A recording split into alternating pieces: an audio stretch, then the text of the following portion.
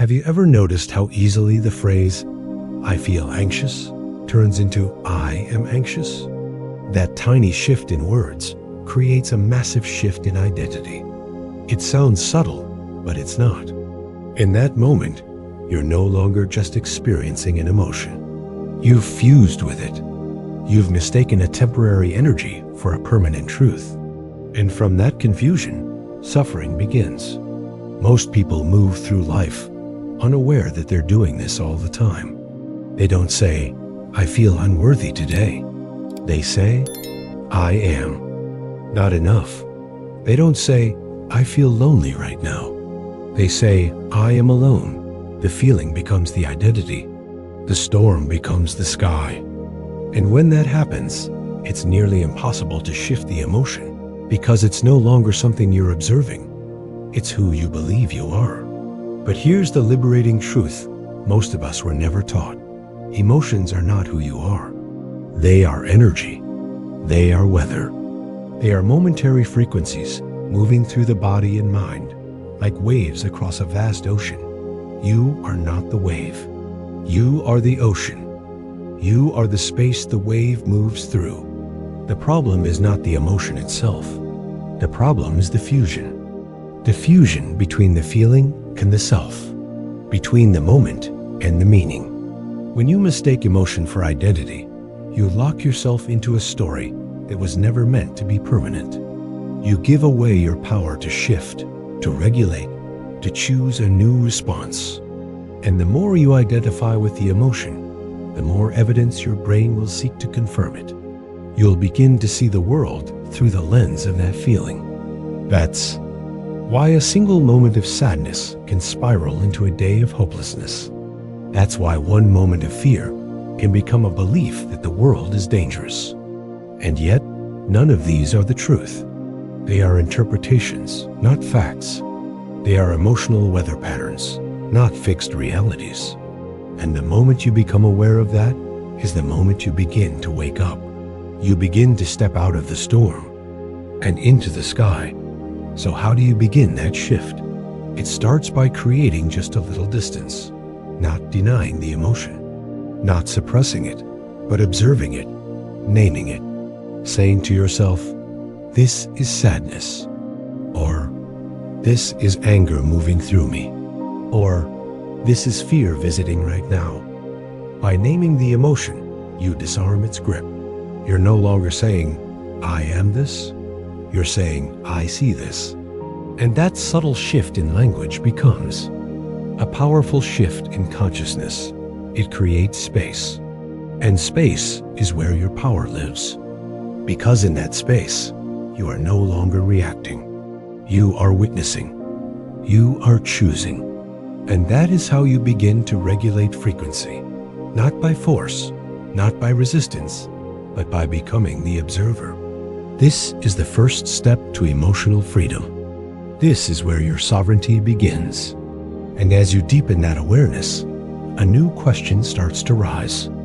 If emotions are just energy, and if you're not them but the one who sees them, then what happens when you stop reacting and start observing? What changes when you bring presence to the storm instead of fighting it? Let's explore that now. In the next segment, where we'll unlock the forgotten power of emotional witnessing, and why your observation alone can begin to dissolve even the strongest wave. If emotion is not who you are, then what is it? Emotion is energy with a message. It is not a sentence passed down on your identity. It is not a definition of your worth. It is not a reflection of your future. It is simply a signal, a vibration carrying information from within, asking to be seen, heard, and honored, but not obeyed blindly, not mistaken as absolute truth. Just as a notification on your phone is not the conversation itself, emotions are not the whole story. They are invitations, pings from your inner world. When you feel anxious, it doesn't mean you are weak. It may mean there's something inside you that's craving safety or clarity. When you feel anger, it doesn't mean you are broken. It might mean your boundaries were crossed or your values ignored. When you feel sadness, it doesn't mean you're failing. It could simply mean you need stillness, integration, or release. The emotion itself is not the problem. It is the unexamined reaction to the emotion that keeps us in suffering. Most people have never been taught to decode emotion. They suppress it or over-identify with it. But very few pause to ask, what is this trying to tell me, without defining? Me? That question changes everything. Because the moment you see emotion as a messenger, you step into the role of the interpreter, not the victim. And from that space, you begin to reclaim the power to respond rather than react. Think of emotion like a wave on the ocean. It rises, it peaks, and then it falls. When you identify with the wave, you feel tossed around, overwhelmed, out of control. But when you realize you are the ocean, and the wave is just one moment passing through, you gain calm in the chaos. You begin to understand that emotion is here to move energy, not to imprison you. It is meant to flow, not to fix you into a false identity. You don't need to fight the wave. You don't need to drown in it either. You only need to recognize it, witness it, name it, and let it pass. The more you practice this, the more you realize how many emotions were never actually about the now. They were echoes from the past, projections from fear, or signals from a deeper need. This is emotional intelligence, not in theory, but in embodiment. And it begins with one simple truth. Emotions are signals, not sentences. You are allowed to feel them fully without becoming them permanently. You are allowed to notice the message without becoming the messenger. And you are allowed to choose a different response, even in the middle of the wave. This shift is not denial. It's not bypassing. It is conscious presence. It is the ability to sit with your internal weather and remember that you are more than the passing clouds. So the next time a wave of emotion rises, pause, ask yourself, what is this energy here to show me? That single question is the beginning of inner mastery. Because now you are no longer swimming in emotion blindly. You are surfing it with awareness. You are choosing how to meet it instead of letting it choose your story. And once you see this clearly, a new possibility emerges. If emotion is simply energy in motion, then how do you actually create space between you and the wave? How do you observe the storm without becoming it? In the next segment, we'll explore a simple but powerful shift, the practice of somatic, naming, a technique that helps you anchor presence in your body instead of being swept up in the mind. Because the space between feeling and reacting is where all transformation begins. Let's open that space now. Once you realize that emotions are simply signals and not life sentences, the next shift is learning how to create space between the wave and your awareness. This space is where your power returns. It is not escape, nor avoidance. It is reclamation. Creating distance between you and your emotion doesn't mean disconnecting from life. It means reconnecting with your inner authority. It means recognizing that you are not the fear. You are the field that notices the fear. You are not the sadness. You are the stillness that holds space for it. And one of the most powerful ways to access that distance is a simple yet profound practice called label. And breathe. When emotion rises, instead of letting it flood your system unconsciously, you pause. You name it. Anxiety, anger, grief, shame, whatever it is. Call it what it is without judgment. Then you breathe. Inhale through the nose. Exhale through the mouth. Slowly, fully, intentionally. Each breath becomes a bridge between your reaction and your response. Each label becomes a soft anchor pulling you back to presence. Neuroscience confirms that naming an emotion reduces its intensity. Why? Because awareness brings regulation. Because when you shine the light of attention on something, it begins to shift, not by force, not by suppression, but by presence. The paradox is this. When you stop resisting an emotion and start witnessing it, it often dissolves. Because what it truly wanted was to be felt without being feared. When you bring presence to a storm, the storm no longer controls you. You may feel the wind, you may hear the thunder, but you are grounded in the knowing that you are not the storm. You are the sky. You are the space through which emotion moves, not the identity that emotion defines. And this is not just poetic truth. It is practical mastery. Try this the next time something triggers you. Pause. Say internally, "This is frustration." Then breathe. Let the wave come and go without becoming the wave. Let it pass without building a story around it. And as you do, notice what returns. Clarity, calm, choice. You are no longer reacting on autopilot. You are responding from awareness. You are reclaiming energetic sovereignty. Because real power is not in how loud you yell or how hard you fight. Real power is in your ability to hold emotion without collapsing into it. To breathe with the fire instead of burning in it. To stay rooted in your center while everything else moves. This kind of presence transforms everything. It changes how you speak, how you love, how you lead, how you create. Because when you are no longer swept away by emotion, your frequency becomes intentional. Your actions become aligned. Your reality becomes clearer. This is the essence of mindful detachment, not becoming cold or distant, but becoming wise and spacious. Because when you no longer cling to the wave, you begin to surf it. You begin to use the energy to move forward instead of drown. This is where emotional alchemy begins, where you stop fighting the current and start flowing with conscious choice. And this one sentence can remind you every time emotion tries to take over. You are not here to resist the storm. You are here to become the sky it moves through. With this inner knowing, you carry yourself differently. You enter relationships differently. You speak with clarity, not reactivity. You listen with presence, not defense. You become the space that transforms the emotion instead of transmitting it unconsciously. And once you embody this space, something deeper unlocks. The storm begins to lose its fuel because you are no longer feeding it with resistance. You are watching it, feeling it, releasing it. And this begs the question: what happens when you stop feeding the storm and simply observe? What opens when you become the silent witness instead of the triggered reactor? In the next part of this journey, we'll explore exactly that, the observer effect, and how awareness alone can change your emotional state, shift your perception, and alter your energetic reality. Let's discover the quiet power of pure observation. Your emotions are not problems to be solved, but signals to be seen.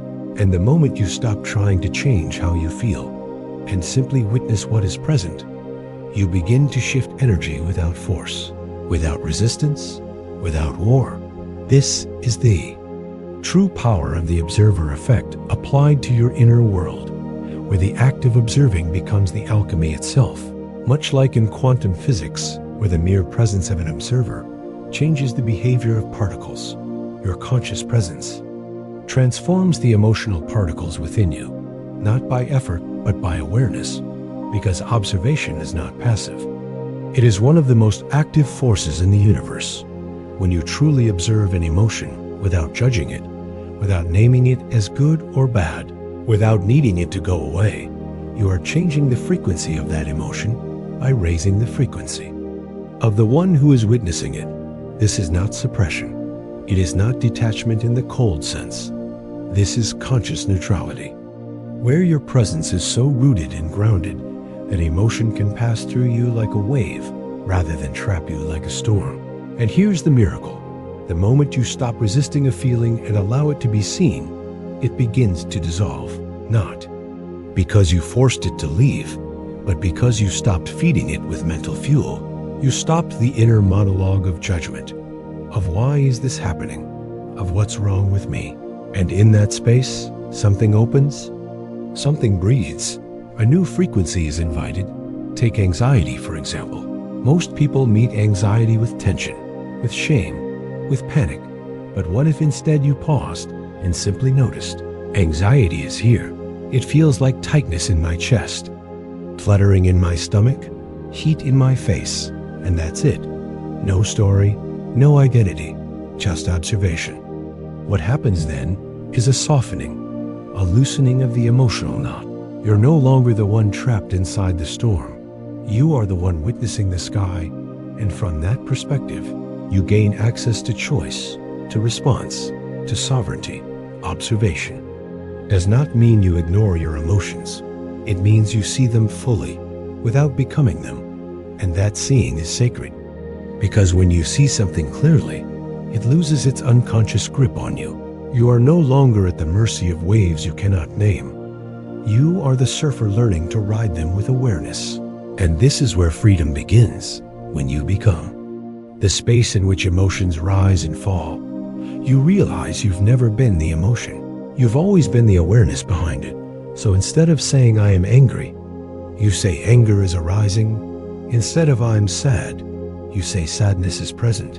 And that language shifts everything because it returns you to your center. It reminds your nervous system that it's safe to feel without being consumed. And this is how transformation begins without effort, without control, just through conscious presence. So next time a wave of emotion arrives, take a breath and remember, you don't need to fix it. You don't need to figure it out. You only need to witness it fully and allow the energy to move through you like wind through open hands. You are not here to fight the storm. You are here to become the sky it moves through. And the more you return to that knowing, the more your inner landscape changes. Your reactions soften, your body relaxes, your mind clears, and your energy rises. All because you stopped doing and started witnessing. And that witnessing became the healing. So as we move forward, ask yourself, what happens inside you when you stop reacting and simply observe? How does your emotional world change when you hold it in the gentle light of non-judgmental presence? Because that is where we're going next. Into the sacred moment when a trigger appears and you no longer react, but witness, not from fear, not from habit, but from power, presence, and peace. When you stop reacting and start observing, a space opens within you. But it's what you do with that space that transforms everything. Because most of us unknowingly pour our precious energy into the very emotions we want to dissolve. We fuel them with mental commentary, with judgment, with resistance.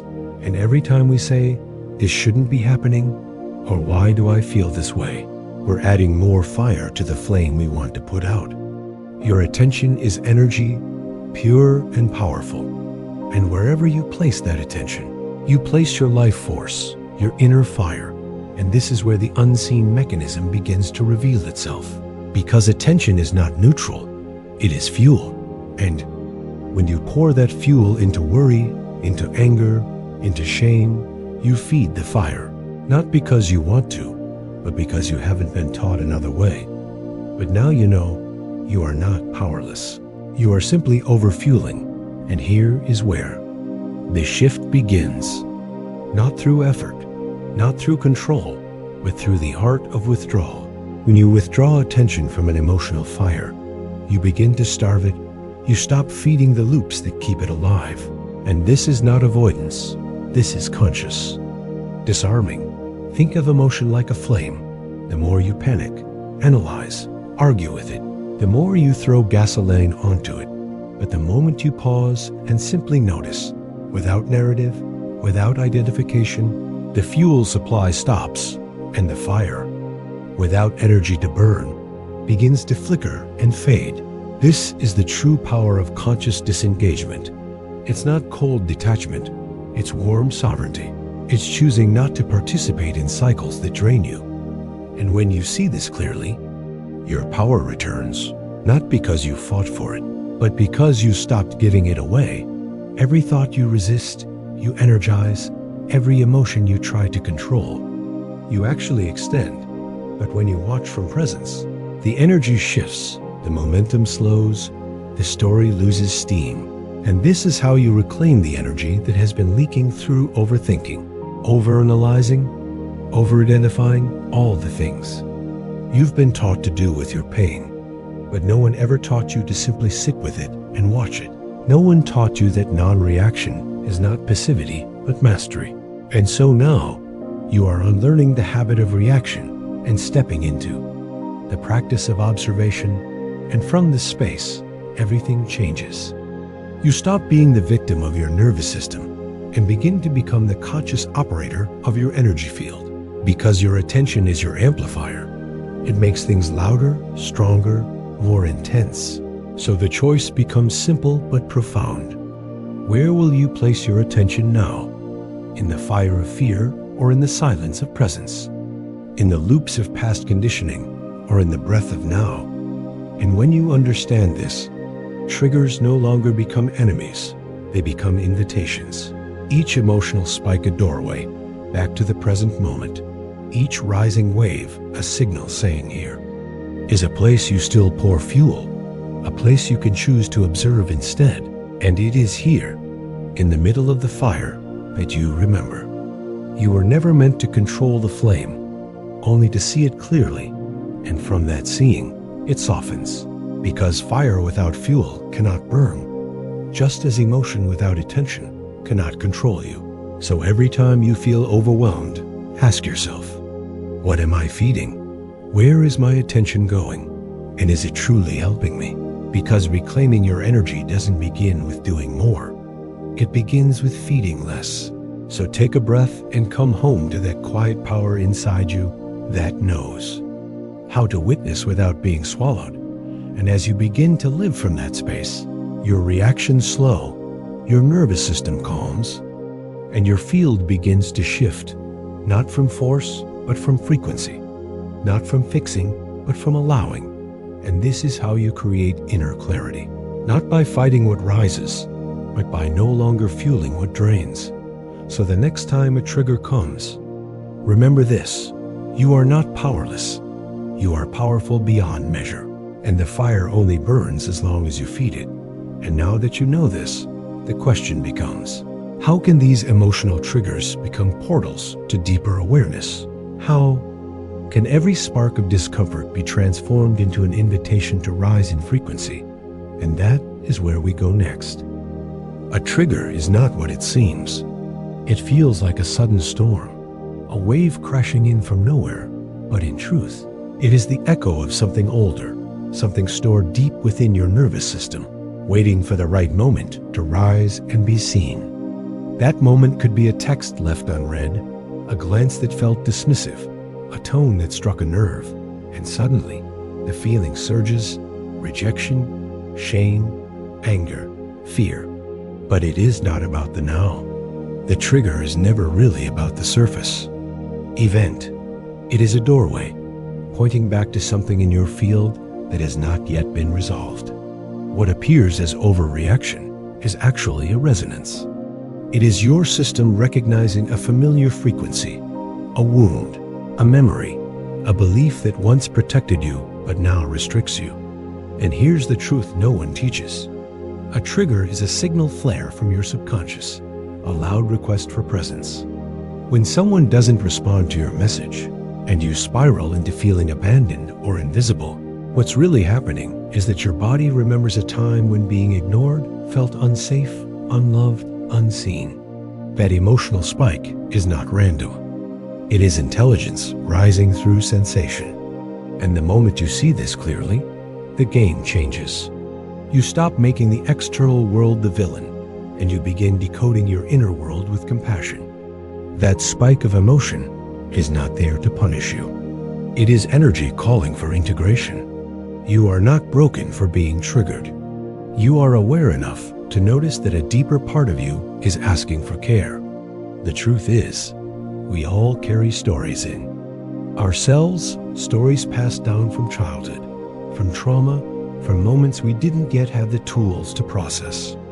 And those stories don't just fade with time. They wait. They wait for you to slow down, to feel, to witness. They wait for your breath, your permission, your willingness to stay instead of flee. the trigger is not the enemy. It is the alarm, not the fire. It is the vibration revealing what has been vibrating all along beneath the surface. And the longer you avoid it, the louder it gets. But the moment you turn toward it with conscious awareness, something incredible happens. The charge begins to shift. The emotional spike softens. The inner chaos finds form. What was once overwhelming becomes information. The unconscious becomes conscious. And in that space, you find freedom, not from the emotion, but from the illusion that it controls you. So the next time you feel hijacked by a reaction, pause. Ask yourself gently, what is this really about? Because often, your present feeling is a messenger from a past version of you, simply asking to be seen. And if you stop judging the trigger and start listening to it, you may just uncover the hidden frequency you are meant to heal. But what if the trigger isn't an enemy, but a messenger from your deeper self? Once you begin to see the trigger, not as an attack, but as a reflection, everything begins to shift. The intensity you feel in those reactive moments is not punishment, but precision. It is your inner world holding up a mirror, asking you to look deeper. This isn't happening to hurt you. It's happening to reveal you. Every time you feel that emotional jolt, that flush of heat or tightness in your chest, it is not random. It is your belief system being activated, your energetic blueprint reacting to something that touched an unexamined pattern. And the beauty of this realization is that it returns your power. You are no longer just a victim of what others do or say. You become an interpreter of your own frequency. When you feel triggered, it's not the world doing something to you. It's your internal lens projecting its shape onto the outside screen. The moment becomes a mirror, not a threat. That sharp response is your nervous system echoing back a belief you've outgrown. It might be the belief that you're not worthy, or that you always have to prove yourself, or that love must be earned. The trigger flares up to show you what has been quietly ruling your reactions. And if you pause long enough to witness that, without blaming the outside, you step into true alchemy. You go from reaction to revelation. Imagine it like this. A trigger is not a wound reopening, but a spotlight illuminating where healing wants to happen. It's not about asking, why did they do this to me? But gently shifting to, what is this moment showing me about me? That one shift in question rewrites the entire nervous system's relationship to the experience. You move from powerless to present, from spiraling into stories to anchoring in awareness. And slowly, over time, your reactivity loses its grip. You begin to meet life with clarity instead of collapse. This is what it means to make the trigger your teacher. It means bowing to the emotion rather than battling it. It means choosing to decode rather than defend. It means seeing every uncomfortable moment as a chance to reprogram, not relive. And when you live this way, the world itself becomes your mirror for growth. Every reaction becomes a roadmap. Every person becomes a reflection. Every day becomes a dialogue between your conscious self and the subconscious patterns rising to the surface. That is the real work. That is how healing happens. Not in the grand breakthroughs, but in these quiet moments of noticing. So the next time a wave rises, don't run. Get curious. Ask, what part of me is being revealed right now? Because behind every emotional spike is a story wanting to end and a new identity waiting to begin. You're not here to silence the trigger. You're here to understand its message. And the more you understand, the less you'll explode, and the more you'll expand. So how can we use this moment as a tool to expand rather than explode? And once you begin to see the trigger as a mirror rather than a threat, the next step is learning how to respond in real time, not with resistance, but with awareness. The shift doesn't require years of healing or endless analysis. It starts in a single pause. In that split second between stimulus and reaction, you are offered a gateway a moment to choose consciousness over compulsion, a breath instead of a blow-up. When a trigger hits, you don't need to figure it all out. You don't need to justify, explain, or even solve the emotion. You simply need to stop and name it. Labeling an emotion like "I feel dismissed" or "I feel unsafe" instantly brings it into the light. The moment it's named, it starts losing the unconscious power it had over you. Then breathe. Not shallow escape breaths, but deep, anchoring inhales. In through the nose, out through the mouth. Do it 3 times, slowly. That's it. No fixing, no spiraling, no judgment. Just presence. Because every time you pause instead of react, you're doing more than calming yourself. You're reprogramming your entire emotional circuitry. You're teaching your nervous system that it is safe to feel without collapsing, that it is safe to observe without identifying, that it is safe to slow down and choose again. And that pause, repeated again and again in the small moments of daily life, becomes your power. It becomes your emotional alchemy. A moment ago, you were hijacked by the old pattern. Now you're the one directing the energy. Now you are the one with your hand on the dial. And in that stillness, ask the question that rewrites the story. What belief inside me is being activated right now? It might be a belief that says you're not worthy, not heard, not enough. Or it might be something more subtle, like the expectation that you always have to be perfect. Let it rise. Don't chase it. Don't fix it. Just see it. And as you observe it, you start loosening the grip it's had on your life. You begin to feel that subtle shift from reaction to response, from chaos to clarity. Because you're not here to suppress your triggers. You're here to transmute them, to use them as doorways into deeper emotional mastery. And that mastery isn't a distant goal. It's practiced in one breath, one pause, one honest moment of reflection. You don't have to change the whole pattern in a day. You just need to shift how you meet this one moment. That is how frequency upgrades happen, not in the future, but right now. You are not here to be ruled by waves. You are here to learn how to surf them with presence and purpose. And once you experience the power of this pause, the next question becomes, how do we turn this into a real-life daily habit that reshapes the way we live and feel, moment by moment? Let's explore that next. When an emotion rises inside you, the first step toward reclaiming your power is to give it a name. Not a story, not a judgment, just a name. This is fear. This is sadness. This is frustration. Simple words, but they carry a powerful shift. Because the moment you name what you're feeling, you interrupt the unconscious fusion between who you are and what you're experiencing. You step out of the storm and begin to observe the weather. Most people are so identified with their emotional state that they don't even notice the merge. Instead of saying, "I feel anxious," they say, "I am anxious." And with that subtle shift in language, their identity becomes fused with the temporary energy. But you are not the anxiety. You are the space that sees it. You are the consciousness that can recognize, hold, and ultimately transform it. Neuroscience confirms this truth.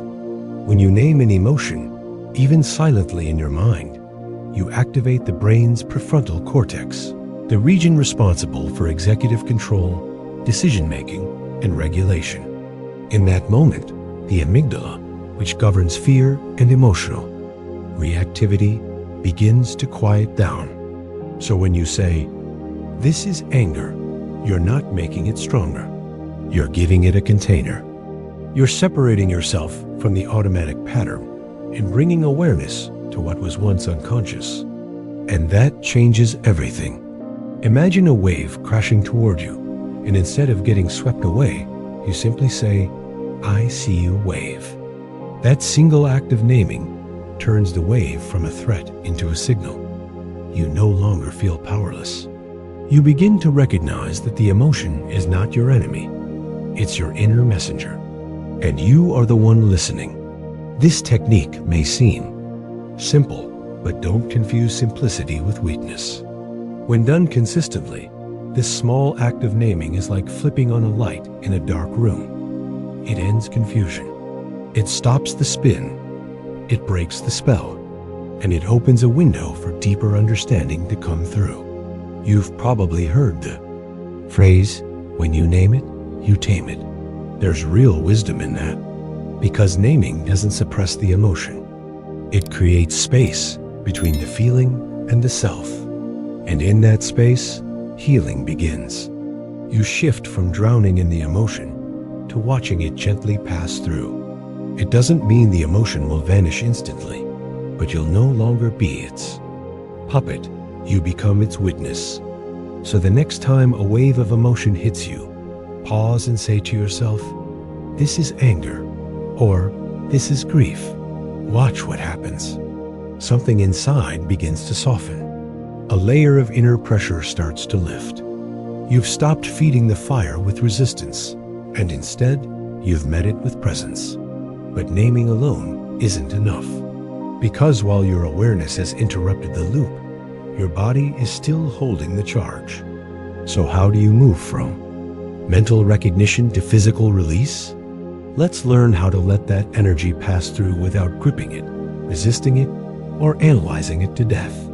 Let's move into the body now and explore the next step of emotional transformation. Now that you've named the emotion and brought it into the light of awareness, the next step is to leave the story behind and enter the body.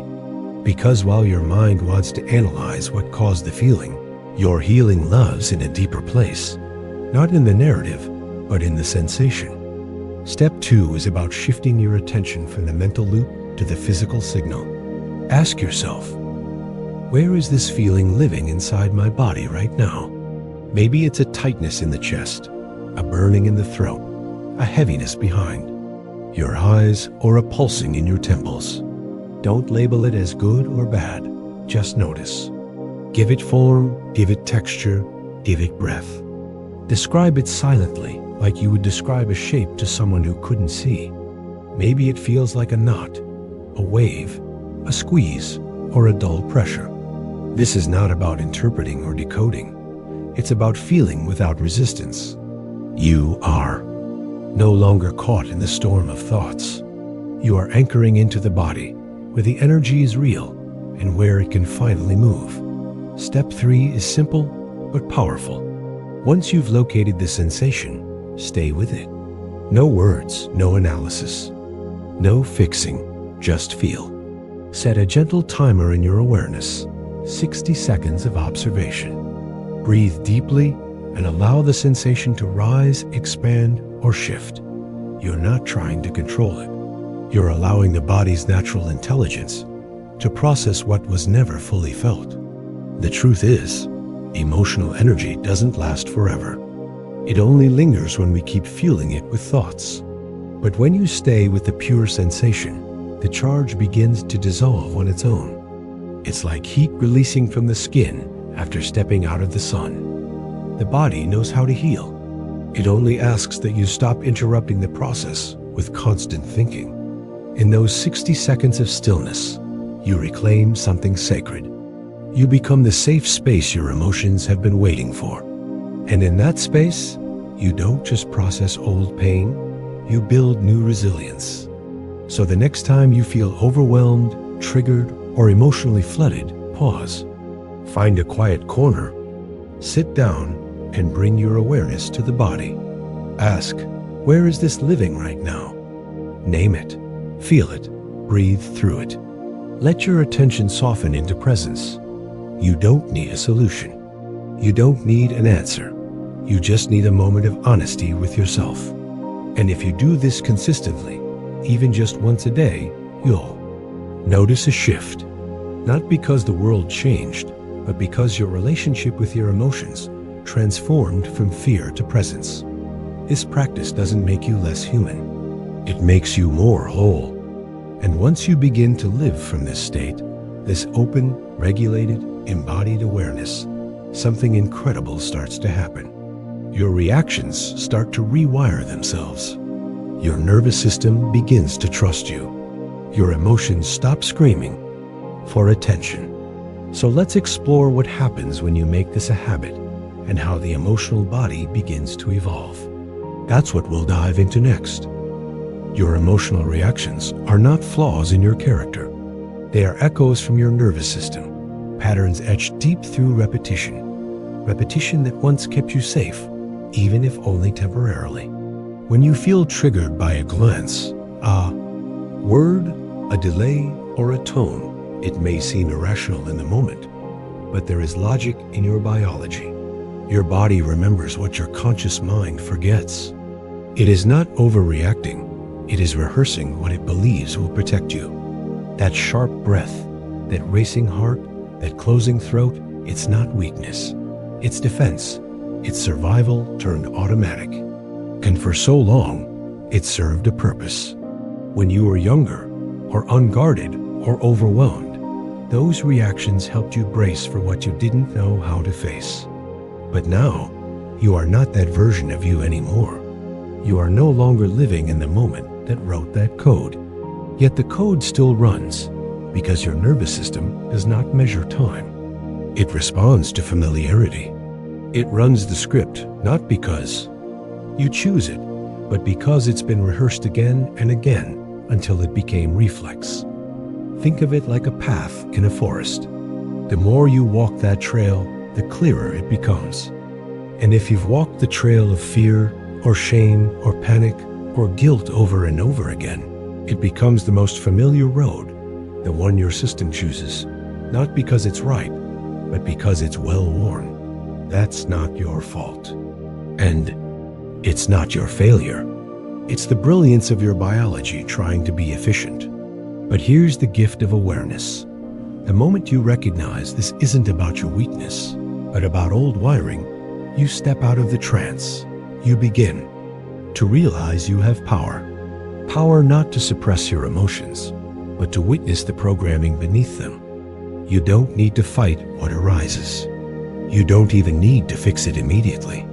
You simply need to see it for what it is, a survival loop that is asking to be seen, understood, and updated. The next time you react to something that feels small but feels big, pause and say to yourself, this is not who I am. This is how I was wired. And if it was wired in, it can be rewired out. That moment of pause is where possibility lives. That second of recognition creates a crack in the loop, a doorway for the new to enter. No, you don't have to delete every past reaction.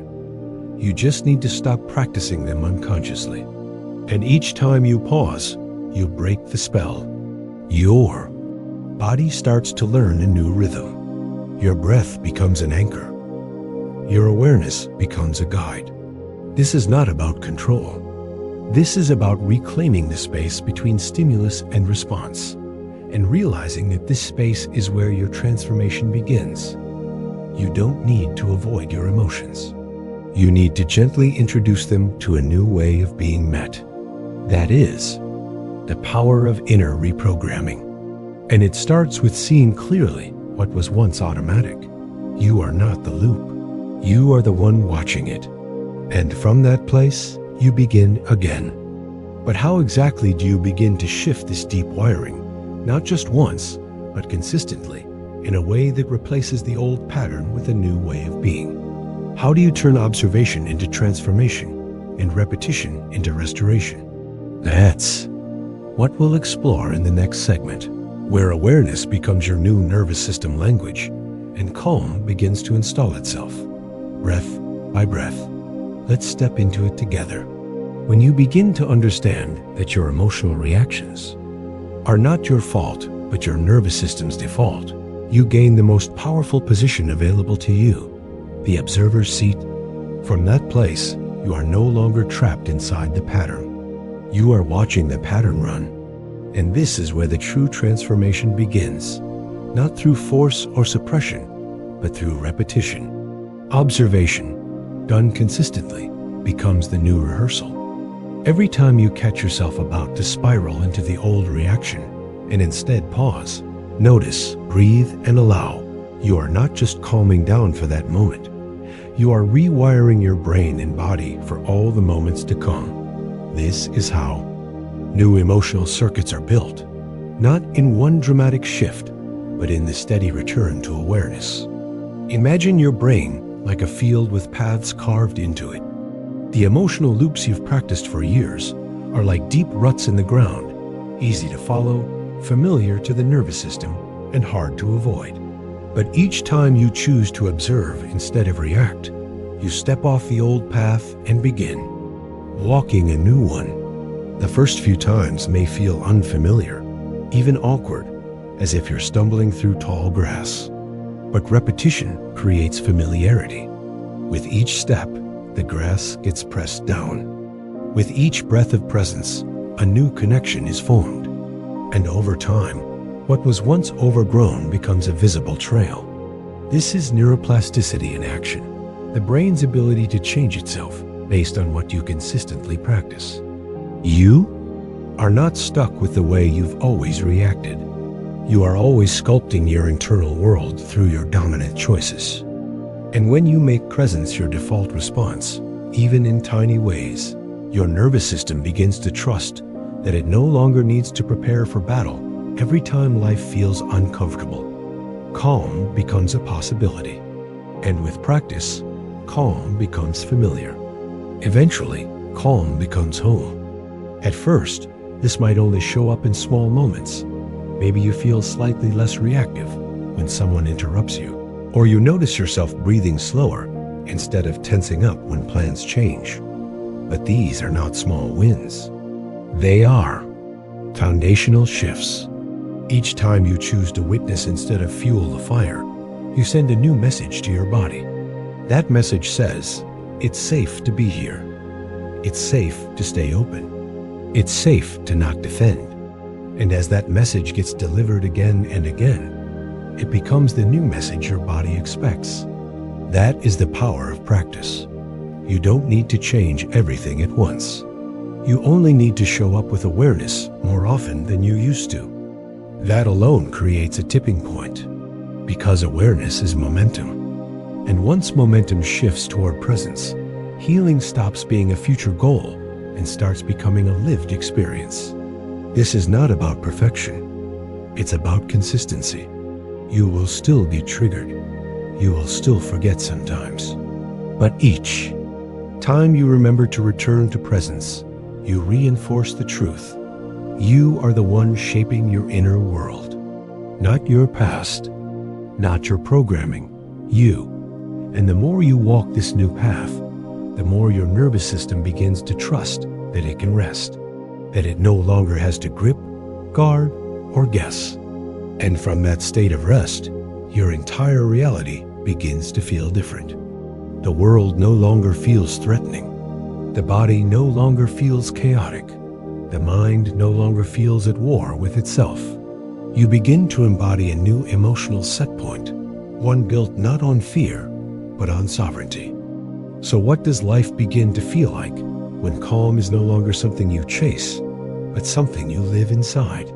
That's where we go next, because the nervous system has a language, and now that you've learned how to speak to it, you're ready to build a life around that new conversation.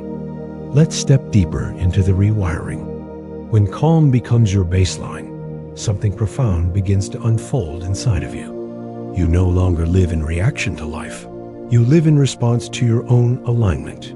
Emotional sovereignty is not about eliminating emotions or achieving some robotic stillness. It's the power of feeling fully without losing yourself in what you feel. It's the strength of being able to meet anger, fear, sadness, and overwhelm, and yet remain anchored in who you are beneath them. This is the reward of repetition, the fruit of your practice. You've trained your nervous system to remember safety, even when the waves of emotion rise high. And in doing so, you've created a new internal authority. You are no longer a servant to emotion. You are the stable sky that holds the weather. In this space, triggers still occur, but they no longer hijack you. You still experience intensity, but it does not define you. The difference is not in the disappearance of emotion, but in your deepened capacity to witness, feel, and choose without collapse. That is sovereignty, and it's a frequency you carry, not just when meditating in silence, but in everyday moments, when someone speaks sharply, when life throws a curveball, when uncertainty looms. The person who lives from emotional sovereignty is not untouched by life's chaos.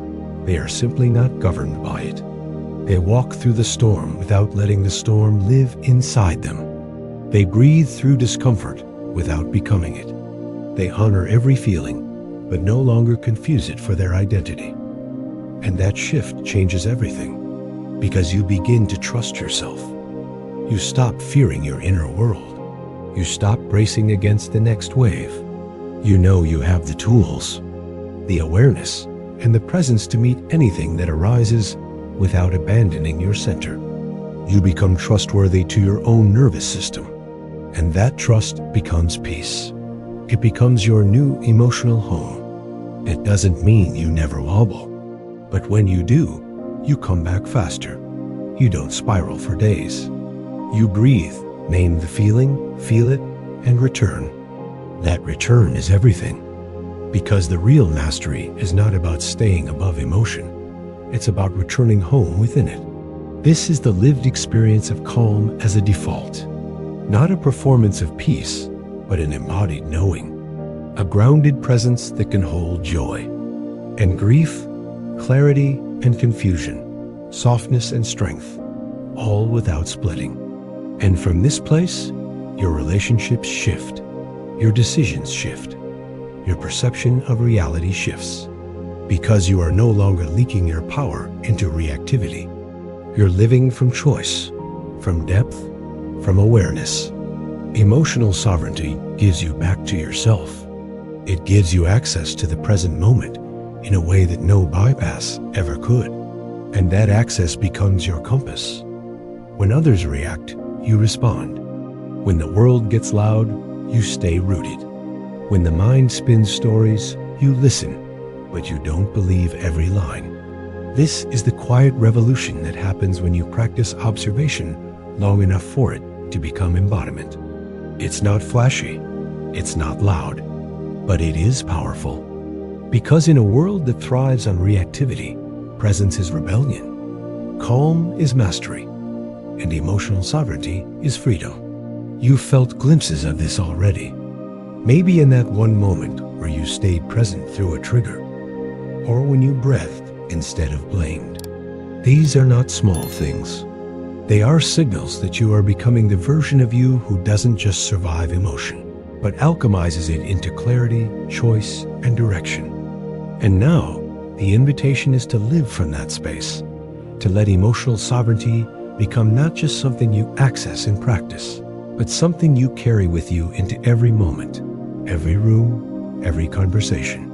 This is not just a practice, it's a frequency, and you are now ready to live from it. So what does that look like when embodied as a lifestyle? Let's explore that next, because sovereignty is not the end of the path.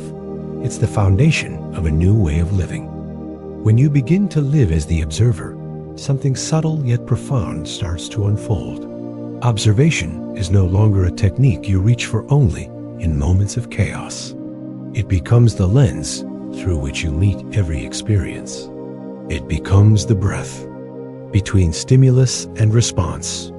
Each time you pause, notice, and witness instead of react, you are not just changing your mood, you are sculpting a new identity. A version of you that doesn't collapse into the emotion, but expands through it. A version of you that remembers awareness is power. Your nervous system starts to trust this pause. Your cells begin to store a new baseline of calm. The old stories lose their urgency. The survival reflex fades. This is not suppression. This is sovereignty. You're not fighting your emotions. You're allowing them to move without letting them own you. You are not fixing yourself. You are finally meeting yourself. The true you beneath the noise. And the more often you practice this, not just during the storms, But even in the silence, the more natural it becomes. Like tuning a radio, you start to find that your inner signal no longer jumps with every static. You begin to broadcast something stable, something grounded. Your presence becomes a transmission. People notice. Situations shift, and life responds to the energy you now hold. This is what it means to live from emotional awareness. It's not about perfection. It's about presence. It's not about always feeling good. It's about always feeling real and choosing from that clarity, because freedom isn't found in controlling every wave. It's in remembering you are the ocean. And as this practice deepens, it stops being practice. It becomes your lifestyle. The old loop of panic and reaction fades, and in its place is a quiet knowing. You don't have to chase peace anymore. You are peace. You are the calm. You are the witness. You are the one who notices the storm and still chooses stillness. You are not here to fix your emotions. You are here to free yourself from their grip. And every moment you remember this, every breath you take as the observer, you are becoming that freedom. So as we close this part of the journey, let this truth settle into your system. You don't need to master everything today. You just need to keep choosing awareness. Keep returning to that space inside you that sees without fear, feels without judgment, and responds with power. And yet there is more, because this transformation doesn't end with presence. It expands into identity.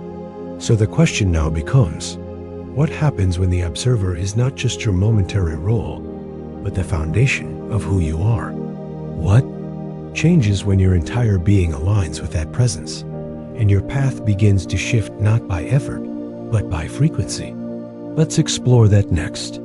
When presence becomes your lifestyle, identity begins to shift, not just in moments of clarity, but in the very fabric of who you are becoming. You no longer act as the observer in bursts. You live as the observer by default. And this is where the magic unfolds, not through sudden force, but through consistent frequency. Because when your identity aligns with observation, neutrality, and intention, the timeline you walk begins to bend. Not by accident, not by force, but by alignment. This is the quiet power of conscious evolution. It's not something you chase, it's something you choose. And every choice, no matter how small, becomes a signal, a vote, a message to the field. Who you are choosing to be in this moment is speaking directly to the reality you will meet tomorrow. The way you respond to that one email, the way you pause before saying something reactive, the breath you take instead of spiraling into an old pattern. These aren't just habits, they're timeline shifters.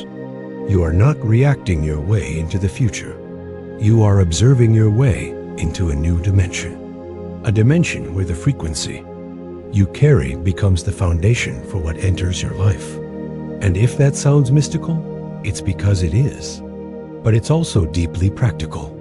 When you stop living by the vibrations of survival and start embodying the frequency of choice, calm, and clarity, the entire quantum field around you begins to organize itself differently. Your future self is not far away. It is vibrating right now, sending signals back to this version of you, asking if you're ready to listen, ready to align, ready to choose. So ask yourself this: what would happen if you started living each day as if your desired future already knew you were on the way? What would shift if you began responding as the person who already made the leap? The answer lies not in theory, but in embodiment. And if this message resonates with something deep inside you, then you're not just watching a video. You're remembering a truth you've always known. You are the observer. You are the chooser. You are the one shaping the signal that creates the shape of your life. If you missed our previous episode on emotional journaling and energetic rewiring, make sure you go back and experience that next. It laid the foundation for everything you're starting to embody now. And if this episode sparked something inside you, if even one part of you felt seen, felt shifted, felt sovereign, take a moment to anchor that change.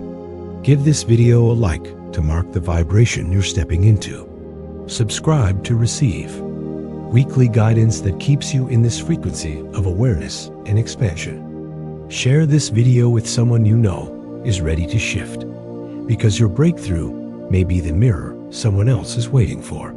And drop a comment below. What emotion are you choosing to observe and not become this week? Let's start normalizing emotional freedom as a lifestyle, not a struggle. Because in our next video, we'll go even deeper.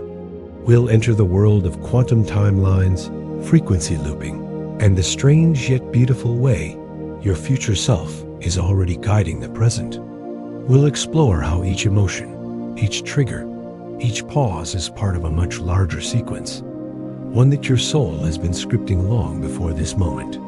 The observer's path has only just begun, and if you've made it this far, you are already walking it.